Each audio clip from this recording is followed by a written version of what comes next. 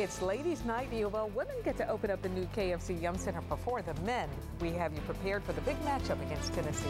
And it's beginning to look a lot like Christmas, but when is it going to start feeling like Christmas? I'll help you plan ahead. I'll have your on-time traffic as well. See you at 4:30. Another group of Kentucky airmen are on their way to Afghanistan tonight. About 24 from the 123rd Airlift Wing departed this morning. Come Monday, all 160 troops in the unit will have left. We kind of waited until about a week beforehand so we didn't have to draw it out. One of the unique things we'll do in our home is a construction paper chain that the kids will be able to take a piece off every day to know I get closer to getting back. The airmen will return in 2 to 3 months. We pray they'll be safe. They'll do lift operations to resupply and help troop movement in Afghanistan. And more than 1,300 Kentucky National Guard soldiers are mobilizing for Iraq. The 149th Maneuver Enhancement Brigade received its orders for Operation New Dawn in Iraq. Now, you're looking at video from when they returned from Iraq back in 2007, and their families were greeting them. Soldiers will begin reporting in June. The deployment is the largest since World War II. Fourth graders at New Albany's Grantline Elementary honored military veterans today. Many of the nearly 100 veterans were related to the students there. And one veteran telling Wave 3 these annual programs are important because it's nice to be remembered and hear people say thanks. We can do that every day. There was a World War II vet there, by the way. A New Albany woman known as Granny Dot spent 12 years handwriting letters to U.S. troops during the first Gulf War.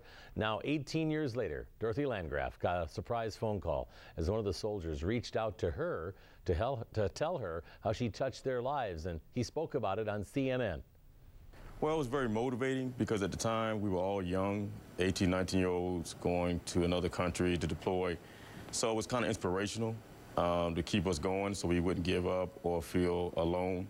So it was very inspirational to me and all the soldiers around me, and I never forgot her, and I wanted to give her her rightful credit and due. Granny Dot says it made her feel wonderful when she got that call. She says she even cried afterward because she was so impressed that he took the time to actually call her. What a good story. And a Louisville man hit the pavement today to show his support of veterans.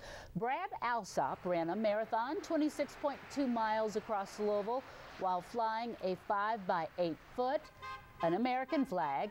He left from the Jeffersonville Memorial Forest this morning and arrived late this afternoon at the Patriots Peace Memorial off of River Road.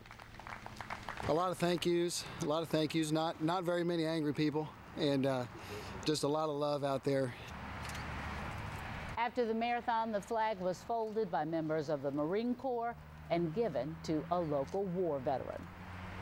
Wave 3 is working for you to make sure you know about more than 500,000 Nissan vehicles being recalled. The automaker says 580,000 of its 2002 to 2004 Frontier and Xteras are under recall because of a problem with the steering columns. Also being recalled, some 20,000 2011 Nissan Sentras. They've got a problem with a battery cable.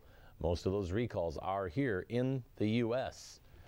And now a story that may have you rethinking using those reusable grocery bags. The Tampa Tribune tested more than a dozen bags from major grocers and found some sold at Winn-Dixie and Publix stores had elevated lead levels that concerned health leaders. Experts say the lead in the bags does not appear to be in a form that would easily rub off on food when the bags are new, but they say over time, bags wear down and the paint can flake off. Both grocers are looking into that issue now. Well, as we wind down a very nice Veterans Day across the area, hope you enjoyed the day, and a big thanks to all the vets out there. Thought we'd take a look nationwide and then spin across the globe and go over to Afghanistan and Iraq. In case you have family members there, let you know what the weather's like on the other side of the globe. See that cluster of rain in the central part of the United States? It's the only precip we're talking about here. Push your way over into portions of Iraq. They're expecting sunny skies throughout the day. Temperatures mid-80s, lows mid-40s. Currently, it's 57 degrees in Baghdad. And as we move on back over to Kabul, as we move into Afghanistan, 39 degrees current temperature there. And through the weekend, they'll see sunny skies. It's a bit cooler there. Temperatures will be in the low 60s for highs, and nighttime lows in the lower 40s or upper 30s, which is where they are today. Under plenty of sunshine and clear skies. skies at night. Around here, we're under a clear sky too. Our current temperature outside, it's falling. It's down to 53 degrees. We'll find ourselves in the 40s overnight tonight. Outlying areas back in the upper 30s. Our winds are calm. We've seen just a few high thin clouds in places today, but a mostly sunny Veterans Day for us. 77 our high today, 2 degrees off of that record set back in 1902. Another very warm day, flirting with those record temps. I think we'll do it one more day. We'll hold on to the low 70s Saturday, and then the bottom drops out by Sunday. We're back in the 50s. That's where we should be this time of year anyway. Notice the 40s all the way up to Des Moines, Chicago at 54, Kansas City 47. The colder air to our north is moving our way out behind a cold front that's going to push in. It's taking its time getting here. High pressure slow to move on off the eastern half of the country. And with that said, we're going to look for a clear sky tonight, sunny day tomorrow. Decent amount of sunshine on Saturday before changes start to work in. So our Futurecast points this out with clear skies through the overnight hours tonight. We're going to see temperatures drop back down into the low 40s in the city. Once you work your way away from the heat island effect, you'll fall into the upper 30s. Now this takes us into the day Friday evening. Note the time, 9 p.m. A clear sky once again. So as we start the day on Saturday, plenty of sunshine, but clouds will increase Saturday. And as we head on into Saturday evening, we'll see a small chance of rain with the passage of that front. It's a small chance of rain and just not a lot of moisture to work with. So you'll see about a 20% chance in the 7-day for Saturday. There is another chance by the time we get into early next week. We're in the mid to upper 70s for our highs on Friday, lower 70s Saturday, and there you go. It's back to reality on Sunday with a high in the 50s. Our forecast overnight, a clear sky for us, temperature down to 45 degrees. And then as we work our way on into Friday, look for plenty of sunshine once again, high temperature 77. Here we go through the next 3 days, 72 degrees with that 20% rain chance late Saturday, 55 on Sunday. Going through the next part of the 7-day forecast, you're going to see that temperatures stay in the 50s, and you'll look for that small rain chance again Monday and Tuesday. Well, I had a little treat for a little while. Yeah, what a week we've had, huh? Oh, it's been great. Yeah, suntanning weather, really. Well, I noticed you look pretty bronze over there. I could work on it. For who? Yeah. Thank you, Kevin. Okay. All right. Well, a tasty event for the March of Dimes tonight. The organization held its signature chef's auction at the downtown Marriott. So nice. The event honored U of L President Dr. James Ramsey. It included a gourmet sampling feast. Look at that, served by some of Louisville's most prestigious chefs and restaurants, as well as an auction. And a big night for CASA, court-appointed special advocates. The group held a dinner to honor the vet, volunteers, and the service they provide to more than 700 children across Jefferson, Shelby, Spencer, Henry, Oldham, and Trimble counties. Those folks dedicate their time and energy so that children in the family court system can find safe and permanent homes. And yes, our Kevin Harned emceed that event. Well, today was declared YMCA Strengthening the Foundation of Community Day by Mayor Jerry Abramson. Folks filled the Kentucky Center for the Arts tonight to celebrate the nation's leading nonprofit organization committed to making the community stronger through youth development, healthy living, and social responsibility. And I had the pleasure of being the host tonight. It was a great time. Everybody loves the Y. Got to go there at least 3 or 4 times a week, right, Dawn? 5 times. Coming up, we've got more on the Enes Kanter situation from Lexington. Yeah, plus the Cards were flying high tonight. Ken Taylor has the highlights and post-game reaction all coming up.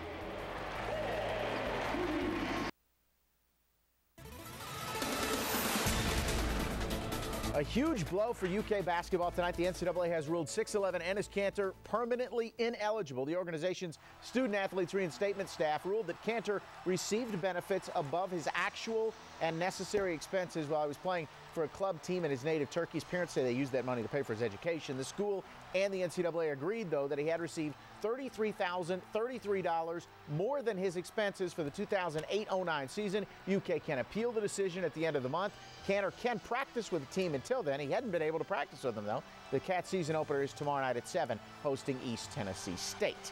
Exhibition action downtown tonight. The Cards hosting Division II Kentucky Wesleyan. Rick Pitino without Preston Knowles, out with a bruised thigh, but they didn't really need him. Peyton Siva scored 9 of his 18 in the opening minutes. Mike Mara was on fire. A couple of early threes. There's one, and the second one made it 25-9 Cards. Elisha the Bullet Justice capped a 15-0 run with another triple, 28-9. Gorgie Zheng slams home 2 of his 4. Stephen Van Treese, he also got a start, and he took advantage of the opportunity. He finished with 9 points and 8 boards.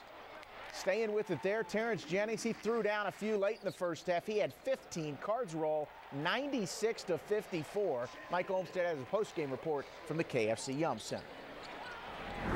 KT, thanks. 24%. That's what Mike Mara shot from three-point land last year.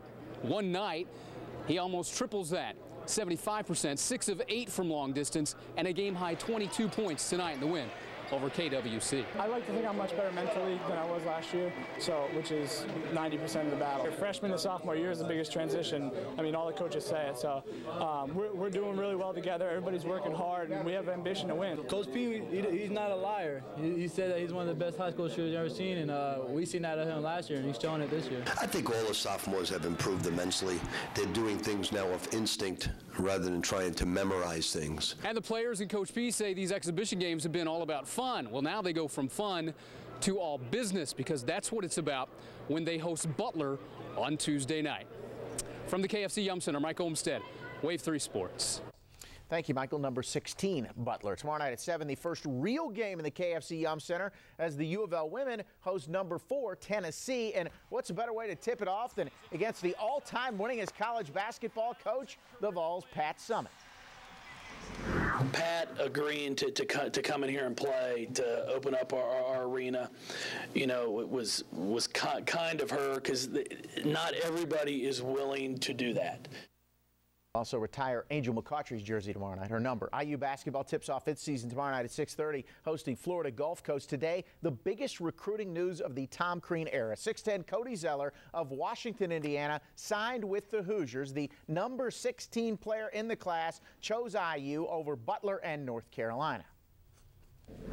Cody is obviously, from the day we got here, there was no question. Even though I hadn't seen him play, I knew the Zeller name, and Cody Zeller was a priority from the first couple days of April in 2008. And we're very, very happy, very humbled to know that young man's coming to Indiana. Now, for Kent's highlight tonight, the Celtics and Heat meet again. Same result. Former Eastern High and UK star Rajon Rondo gets the high pick and absolutely throws one down and then falls down. Kent's highlight of the night, he had 16 assists tonight. Celtics won by 5. The Heat just 5-4. We'll be right back. Stay with us. Kim Kardashian, comic Dennis Miller, Soulja Boy, all on Jay Leno. Soulja Boy? Yo, that's so cute.